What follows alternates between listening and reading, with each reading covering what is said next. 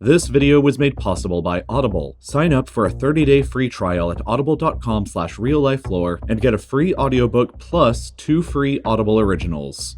What if every action that you took in your life was recorded in a score like it was a video game? Bad actions lowered your score, while good actions raised your score. Your score could easily be looked up by anybody online, and depending on how high or low it was, people may think higher or lesser of you. Your score's value reflects how everybody else in the real-world game of life perceives you as either a good or a bad person, while you, in turn, can easily look up anybody else's score to gauge their own trustworthiness right when you meet them. It might seem like a weird episode of Black Mirror, but at some point later this year, in 2020, the largest country in the world is set to roll out a nationwide system very similar to this concept that will affect the daily lives of over 17% of the human population, and it's called the social credit system.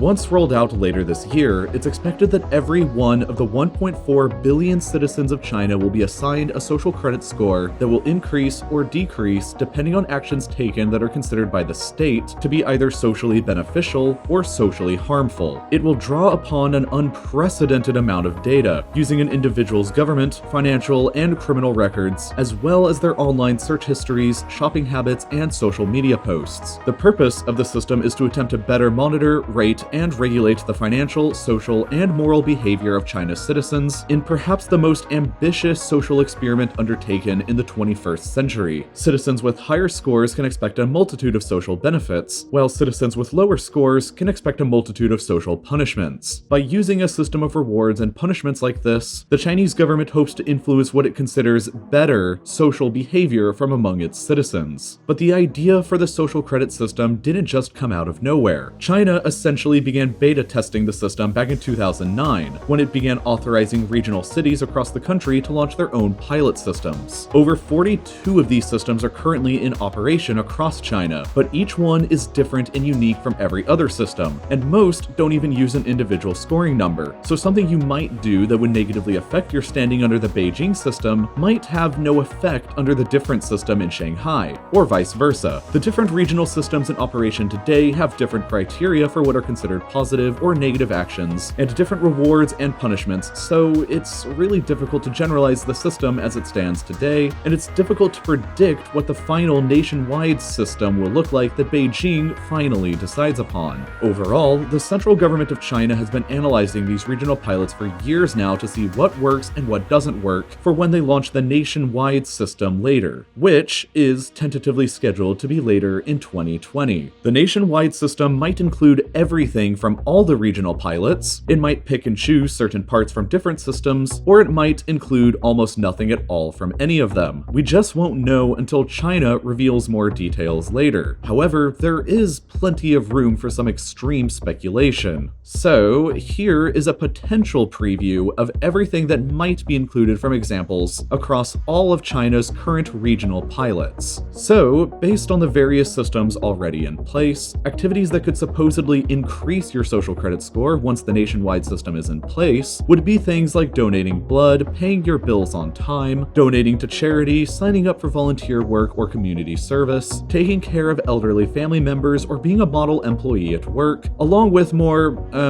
weird activities, like publicly praising the Chinese government on social media, or assisting the government authorities with cracking down on political dissenters or religious dissidents. But what I find a lot more interesting than the activities that can raise your score, though, are the various fun activities that can lower it. Under the current regional pilot in the city of Suzhou, getting caught cheating in online video games will negatively affect your social credit score. It's also been speculated that playing what the government considers to be an excessive amount of video games will also hurt your score. So here's a big F to all the gamers in China if that ends up finding its way into the final system. Other things that can negatively affect your score that might find their way into the final system include things like participating in anything on this list of groups that China considers a cult, an insincere apology in court for a crime committed, spreading false rumors or fake news on the internet, posting anti-government messages on social media, not visiting your aging parents frequently enough, participating in protests against the Chinese authorities, paying your bills late, blasting loud music on public transportation, which, to be fair, is actually kind of reasonable, but also things like ordering takeout without picking it up, or scheduling something like a doctor's appointment appointment or a hotel reservation and not showing up, along with other things like not sorting your waste properly or committing traffic violations like jaywalking or running a red light. Currently, under the systems in Shanghai and Jinan, a citizen's score can be lowered for walking their dog in public without a leash or for not picking up their poop.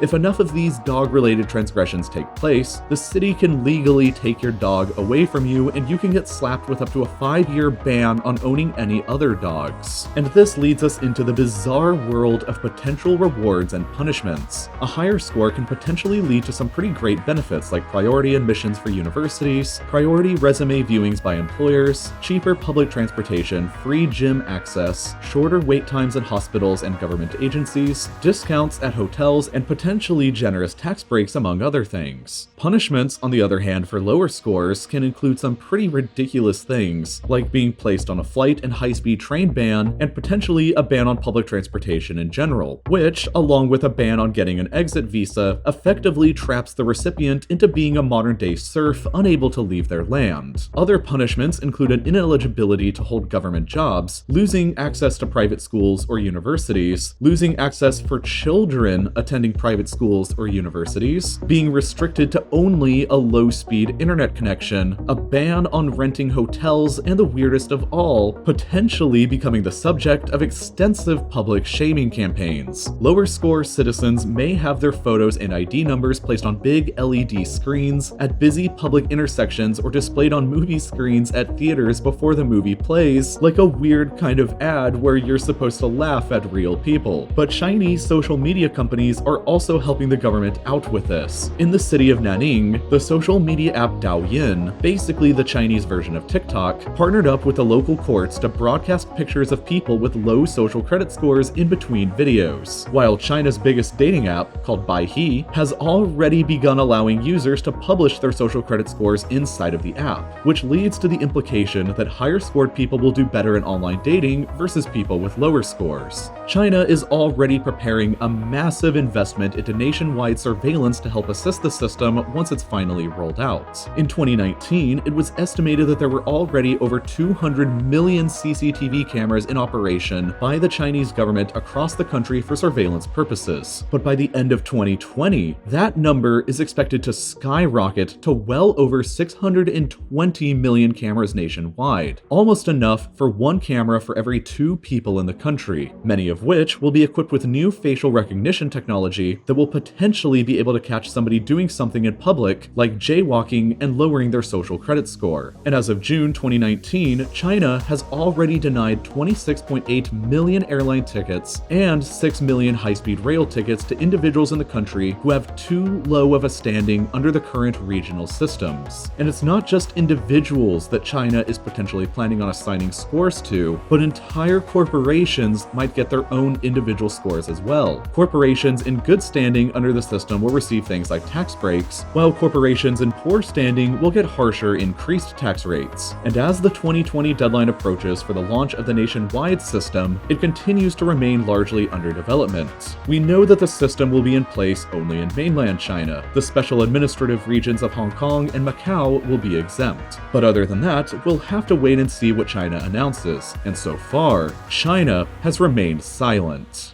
But if you're impatient and you want to hear more about what life could really be like under a weird dystopian future, you should check out George Orwell's 1984. And like so many other great books, 1984 is available as an audiobook on Audible, so you can listen to it wherever and whenever. I find that listening to books helps me fit a lot more in, and it helps things like commuting to work or cleaning my apartment become a lot more fun. Listening to more educational audiobooks is a great New Year's resolution for 2020, but no matter what your own resolutions are, there are thousands of audiobooks on Audible to help guide you. Best of all though is that you can sign up for free right now at audible.com/reallifelore or text reallifelore to 500-500 and download 1984 or any other audiobook of your choice for free, along with 2 Audible originals also for free. And if you manage to finish 3 audiobooks by March 3rd this year, you'll also get a free $20 Amazon credit. So start your new decade right with 3 free audiobooks, and if you finish all 3, get another free $20 Amazon credit reward for a bonus. And as always, thank you for watching.